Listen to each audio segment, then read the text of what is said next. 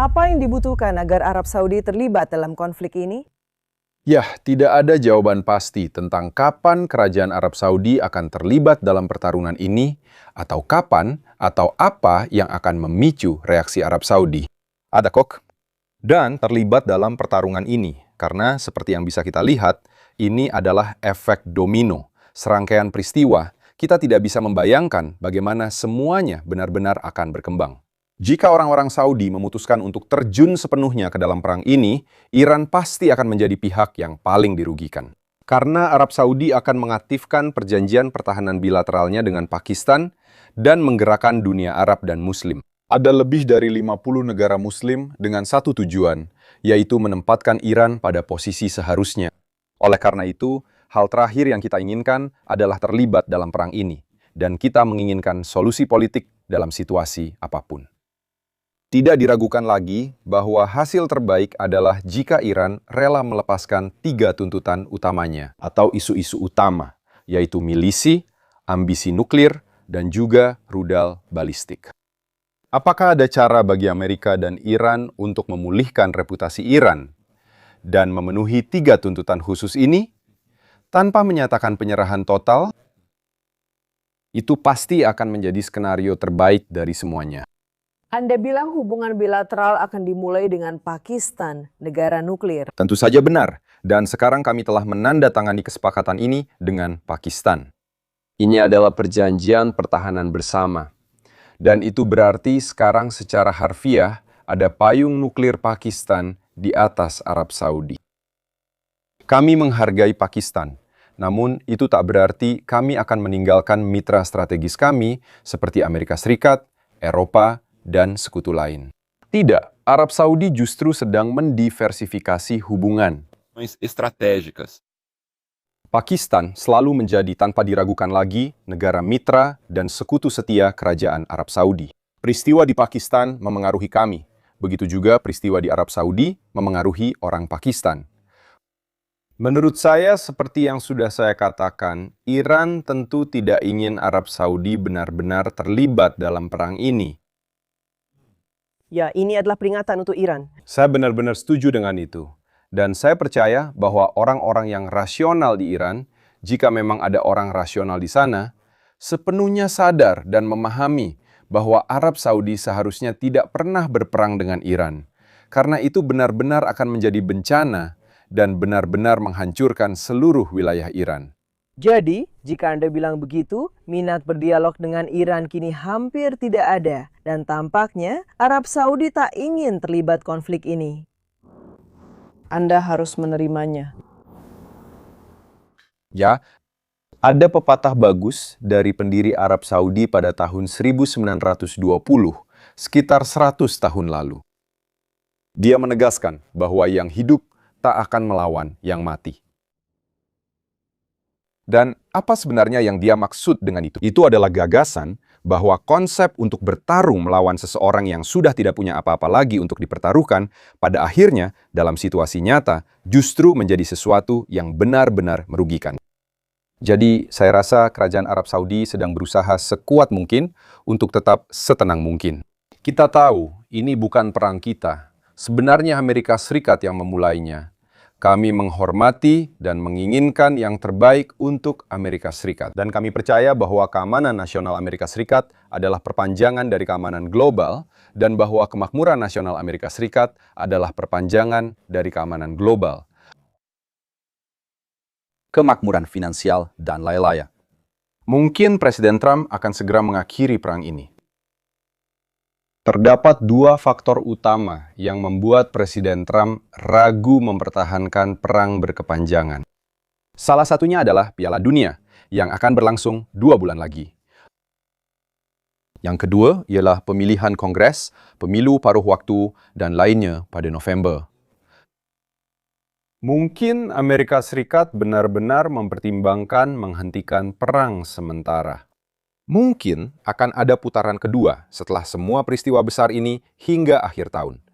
Tapi kita tidak tahu, dan kita juga tidak tahu bagaimana rakyat Iran akan bereaksi terhadap semua perkembangan ini di dalam negeri. Karena seperti yang saya katakan, Setengah dari penduduk berada di bawah garis kemiskinan. Dengan eskalasi ini, saya rasa mayoritas rakyat Iran akan makin menderita. Dan kami merasakan kekhawatiran yang mendalam, bukan hanya untuk diri kami sendiri, tetapi juga untuk rakyat Iran yang telah mengalami begitu banyak penderitaan. Ditahan sebagai sandera oleh rezim Iran saat ini. Saya mengerti kemarahan terhadap Iran, tapi apakah ada kemarahan yang ditujukan kepada Amerika Serikat secara umum? Pada dasarnya, tidak ada yang benar-benar bisa membela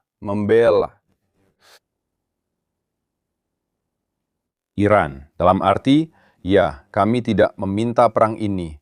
Ya, kami melobi Amerika Serikat agar tidak memulai perang ini.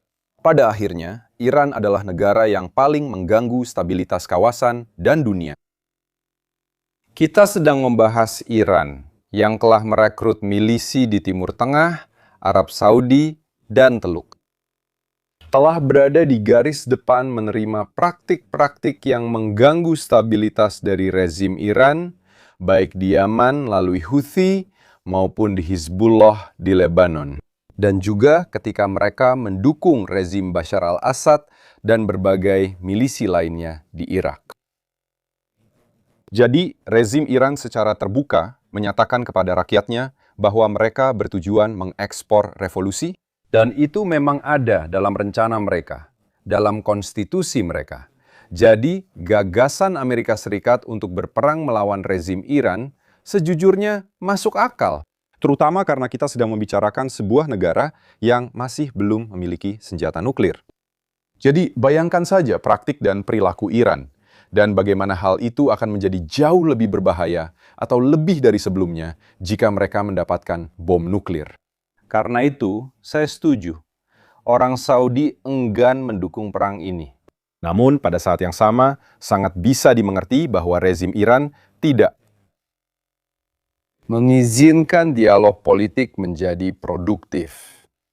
Orang Iran selalu bangga memanfaatkan waktu untuk keuntungan mereka. Karena itu, semua percakapan dan diskusi politik antara Amerika Serikat dan Iran, baik di Oman, Swiss, Wina, dan lainnya, tidak ada yang berhasil. Kenapa tidak berhasil? Karena orang Iran sering menunda masalah dan memanfaatkan waktu untuk keuntungan mereka. Mereka hanya menunggu masa jabatan Trump berakhir agar bisa kembali ke kebiasaan lama mereka. Jadi, Dunia berubah sangat cepat, sungguh menakjubkan. Kita mulai memasuki minggu ketiga perang ini. Seberapa berubah negara ini setelah 2,5 minggu? ya, saya percaya bahwa kerajaan Arab Saudi sudah pernah menghadapi situasi yang lebih buruk di masa lalu, seperti invasi Kuwait oleh Saddam Hussein. Seperti berbagai konflik lain di wilayah ini, begitu banyak jenis perang yang berbeda yang telah terjadi di sekitar wilayah kita.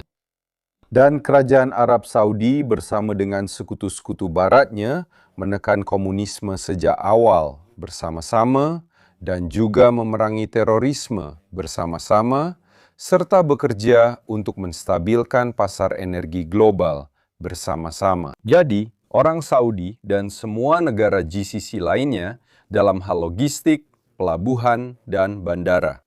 Kita tahu bahwa Arab Saudi saat ini adalah satu-satunya negara GCC yang masih mengoperasikan bandara dan pelabuhannya sendiri. Kita melihat kapal meninggalkan Selat Hormuz, lainnya ke Laut Merah. Di mana kelompok Houthi?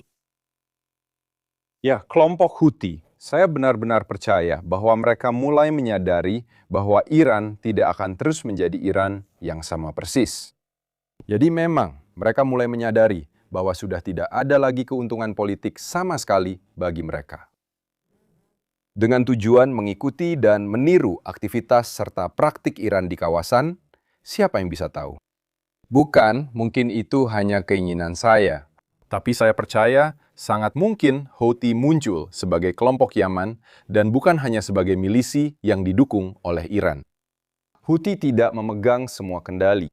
Namun jika mereka mulai menargetkan kapal di Laut Merah, masalah ini akan jadi lebih rumit. Tentu saja, sudah pasti.